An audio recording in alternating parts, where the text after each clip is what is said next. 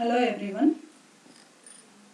Today we will be discussing about two-dimensional elastic oblique collision.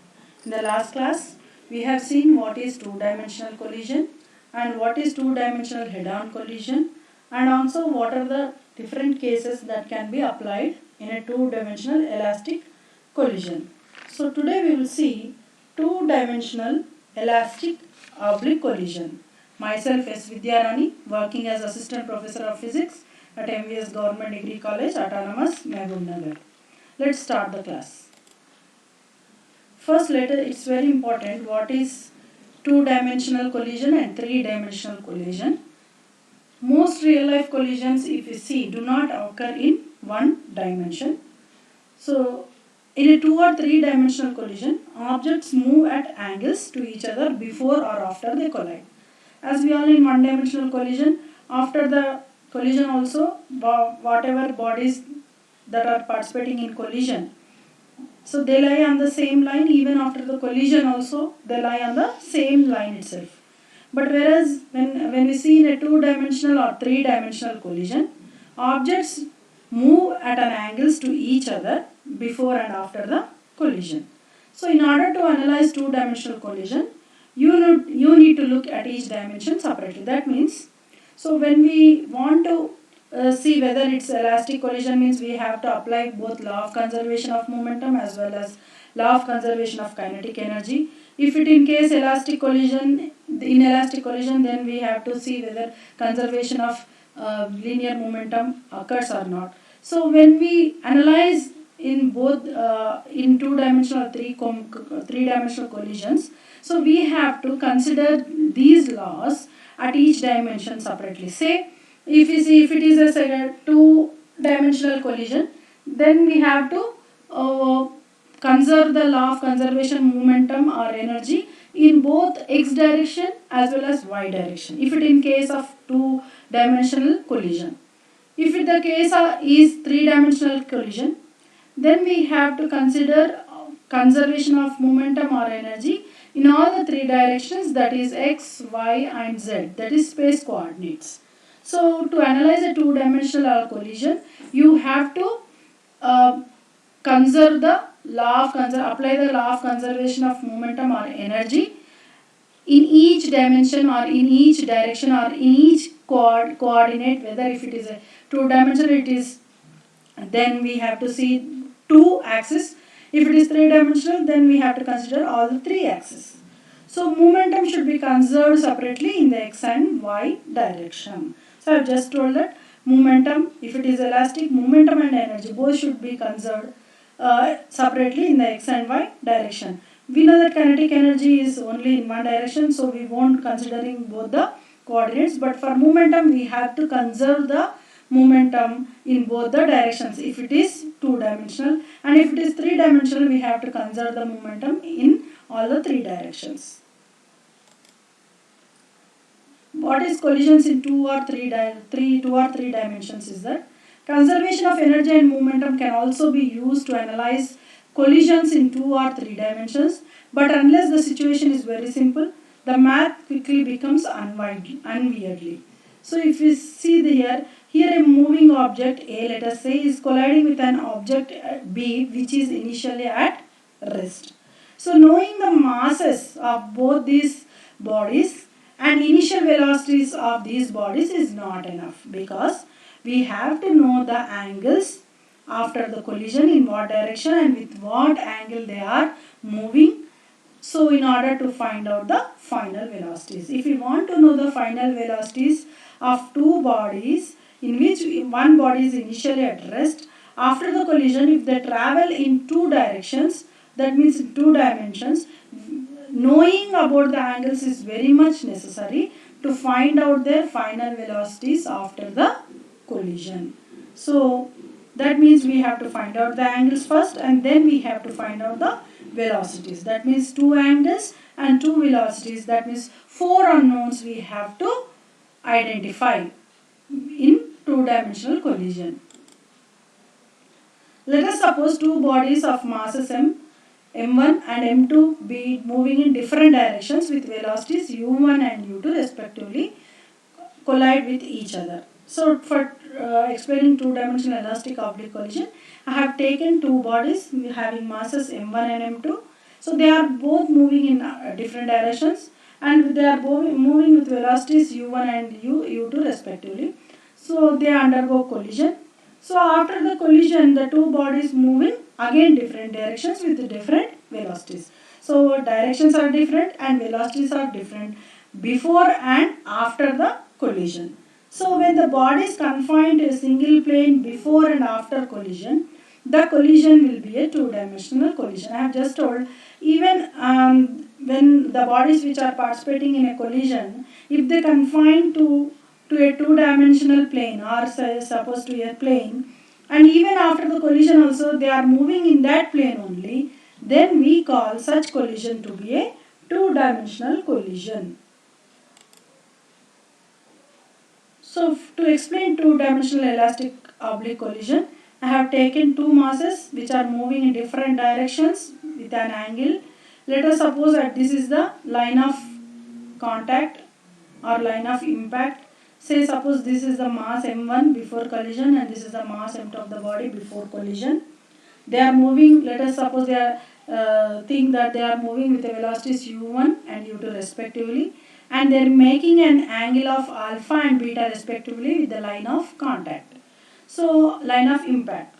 After the collision of these two bodies, they are moving totally in two different directions and making different angles with the line of impact. That is, one is making an angle theta and the second body is making an angle phi, moving with the velocity of v1 and v2 respectively.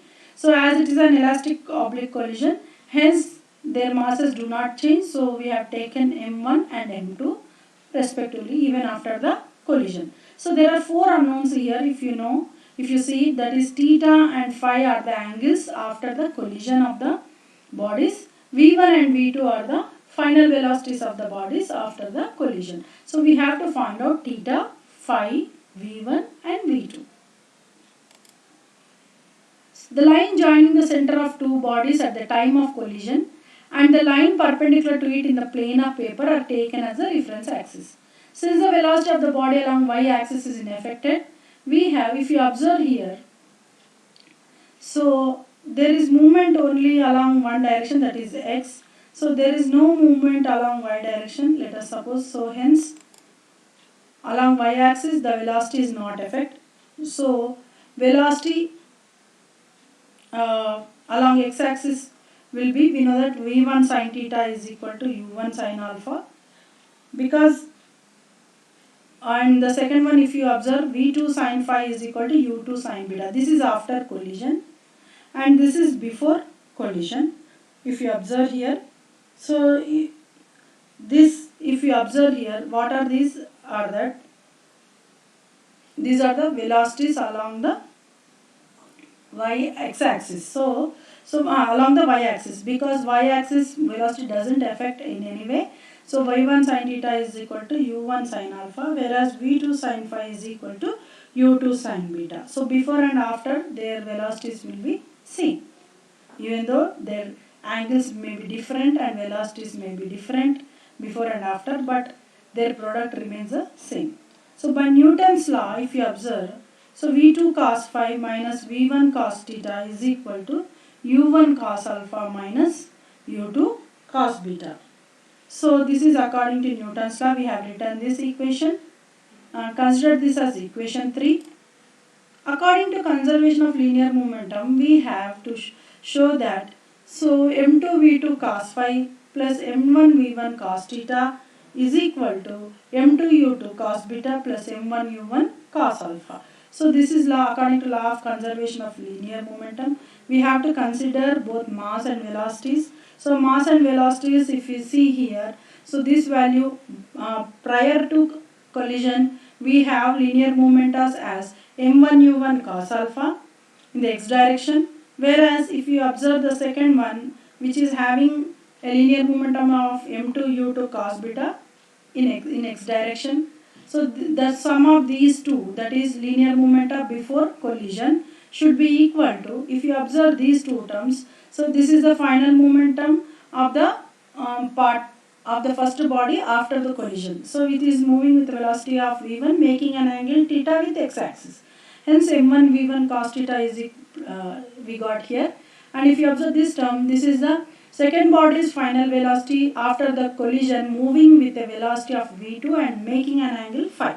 So hence m2 v2 cos phi. So when we sum up these two terms, we will get the linear momentum of both the bodies after the collision. So total momentum before collision should be equal to total momentum after the collision. So now if we multiply equation 3 by m1 and then adding it to equation 4. So this equation should be considered as 4. So we are multiplying this equation with m1 and adding it to this equation. So when we simplify, we get v2 cos phi is equal to m2 minus m1 by m1 plus m2 into u2 cos beta plus 2m1 by m1 plus m2 into u1 cos alpha. Now consider this as equation 5. Similarly, we have to multiply equation 3 by m2 and then subtract equation 4 from it. So same equations we have to multiply with m2 now for the second time, and we have to subtract equation 4 from the above equation. We get v1 cos theta value, that is velocity after the collision of the first body. So v1 cos theta is equal to m2 minus m1 by m1 plus m2 u1 cos alpha plus 2m2 by m1 plus m2 into u2 cos beta. Consider this as equation 6.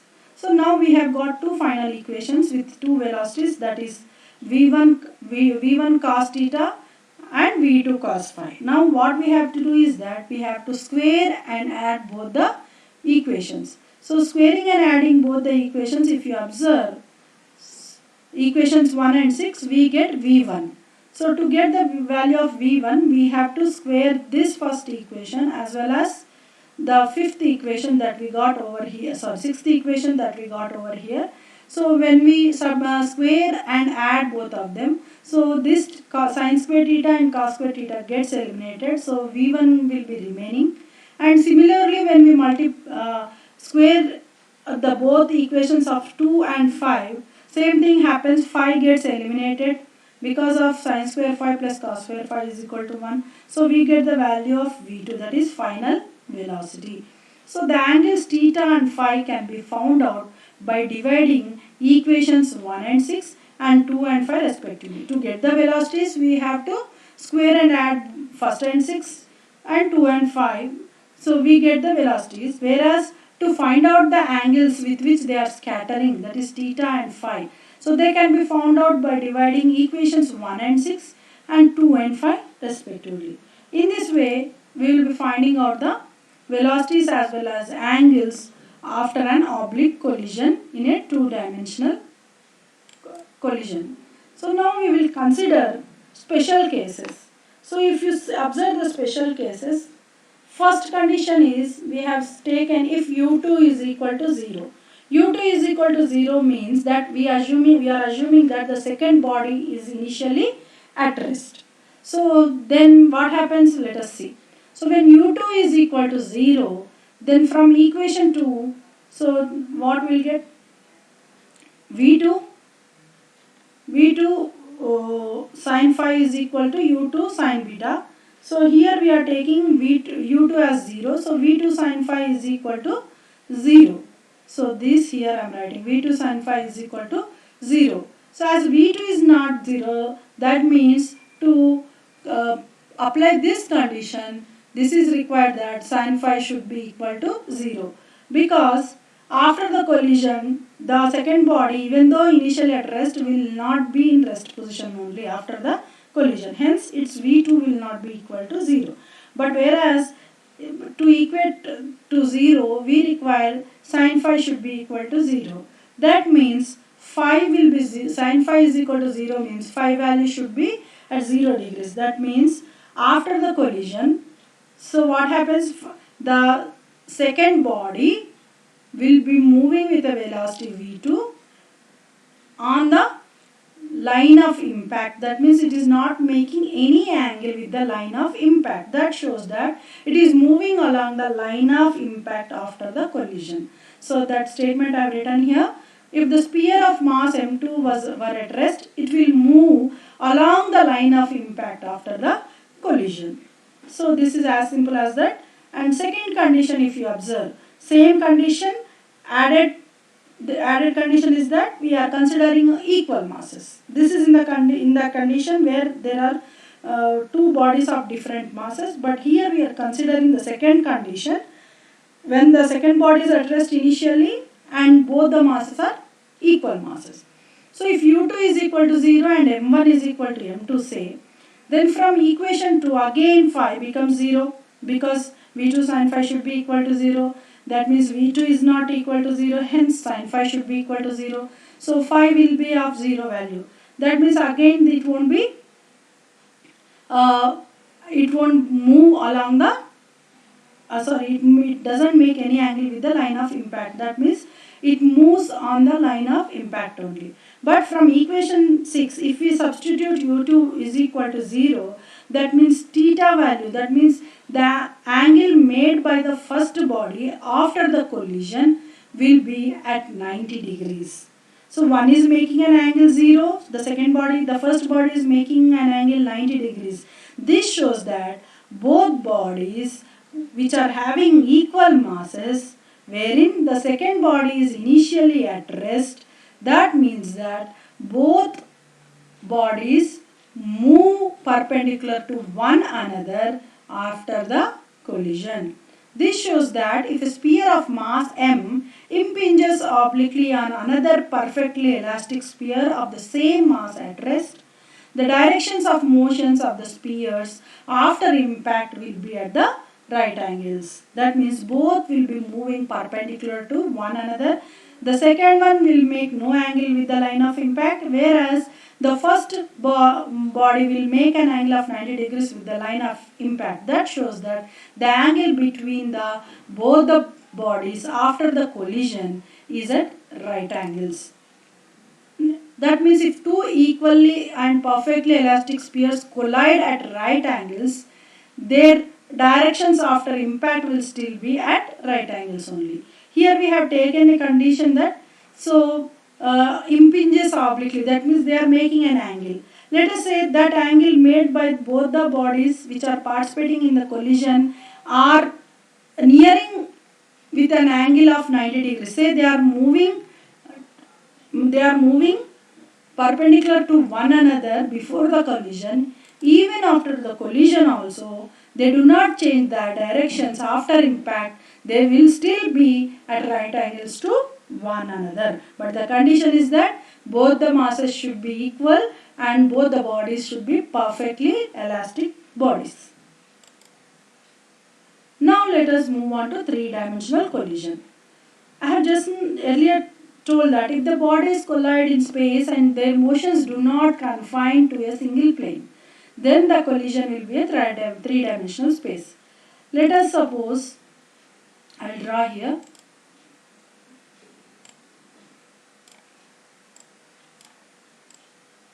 These are the three directions, let us say. These are space coordinates, let us say. So two bodies are colliding which are moving from different directions. Let's say they are moving in XY plane, but after the collision they may move in YZ plane, or else they may move XZ plane. This is before collision, let us say. This is after collision, let us assume. So that means before collision, the both bodies are moving in a plane, XY plane, let us say. After the collision, they may not move in the same plane only. They can change their plane. So if you observe here, they are changing from XY plane to YZ plane or ZX plane maybe. So that collision, such collisions, so whose motion do not confine to a single plane, the collision will be a three-dimensional collision. I hope you all understood this concept, three-dimensional collision. Now we will move on to, before learning about three-dimensional collision in detail, first let us see what is impact parameter. So to know the impact parameter, and few terms such as scattering cross section and distance of closest approach are very much important to know three-dimensional collision. So impact parameter definition, if you see here, the impact parameter is defined as the perpendicular distance between the path of a projectile and the center of a potential field created by an object that the projectile is approaching. It is often referred in nuclear physics and as well as in classical mechanics. So to know about this, let us consider a positive particle. I will show diagram.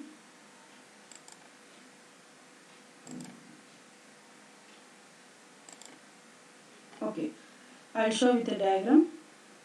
So let us suppose there is a nucleus here. This is N. Let us suppose a body, a particle is moving towards the nucleus. Let us say alpha particle. So this is the origin, let us say.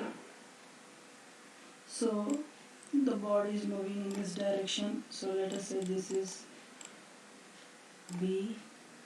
So this is moving in this direction and returning back in this direction. So now let us see.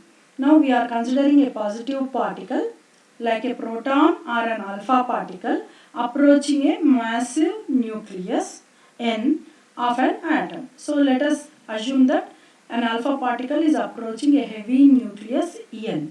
Okay, so nucleus is also a positively charged particle and atom alpha particle is also a positively charged particle. So because like charges repel, due to Coulombic force of repulsion, the particle which is approaching the nucleus will follow a hyperbolic path AB with nucleus at its focus. So what happens, because of the force of repulsion, instead of moving in this linear way, so this alpha particle moves in a hyperbolic path from A to B.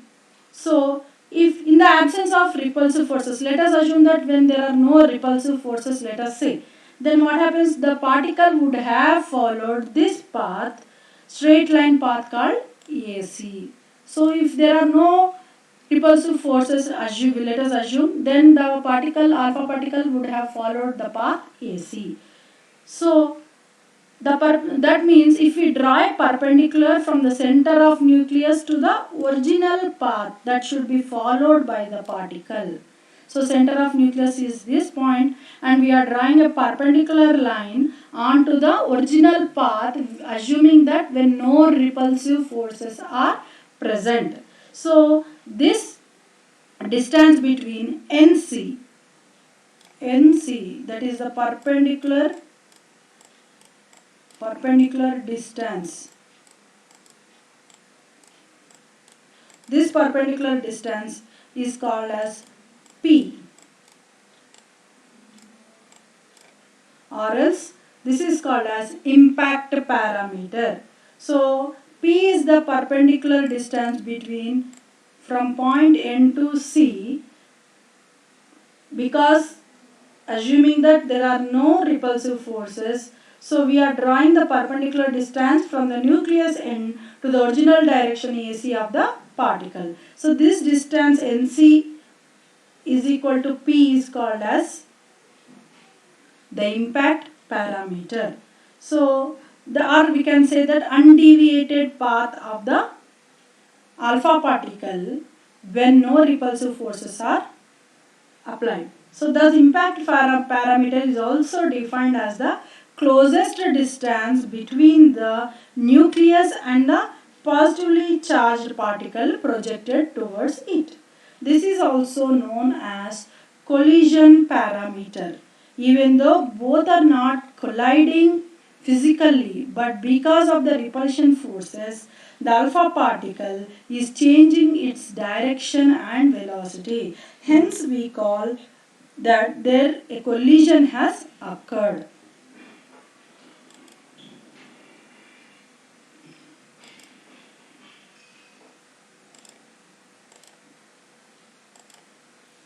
So if you observe here, now we will move on to distance of closest approach. Just now I have shown the figure how the alpha particle changes its path because of the repulsive forces.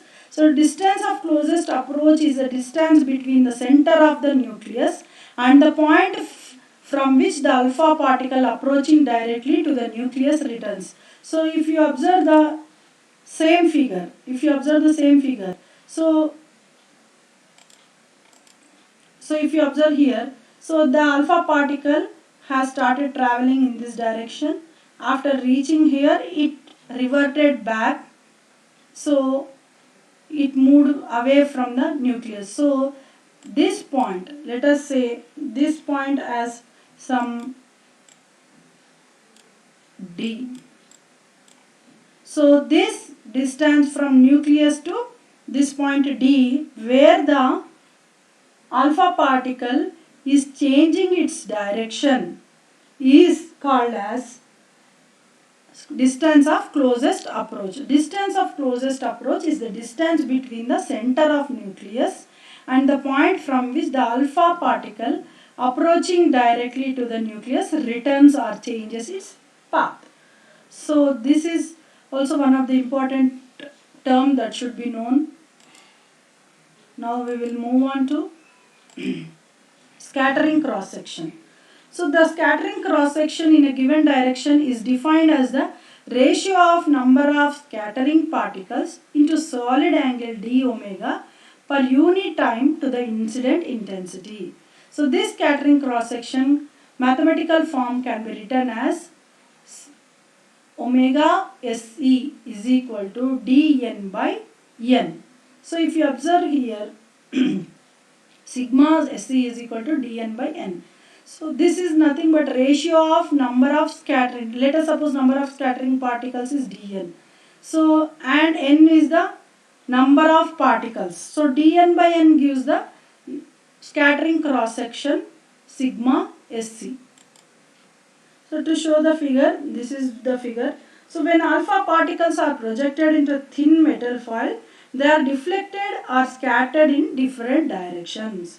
So let n be the incident intensity crossing per unit time, a unit surface placed perpendicular to the direction of propagation. Suppose dn be the number of particles scattered per unit time into solid angle d omega located in the direction of theta and phi. So with respect to the bombarding direction, this ratio, the ratio dn by n is called as scattering cross section. So this is the figure for scattering cross section. So today we have learnt about two-dimensional elastic oblique collision. What are the different cases in elastic oblique collision?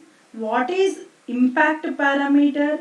What is scattering cross section? And what is distance of closest approach before we move on to three-dimensional collision. So these are the important topics.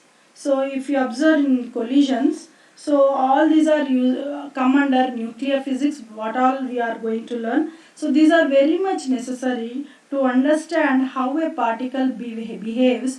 So if there are repulsive forces in a three-dimensional collision. So in the later classes we will see how the Rutherford could explain the alpha particle movement in using a gold foil experiment.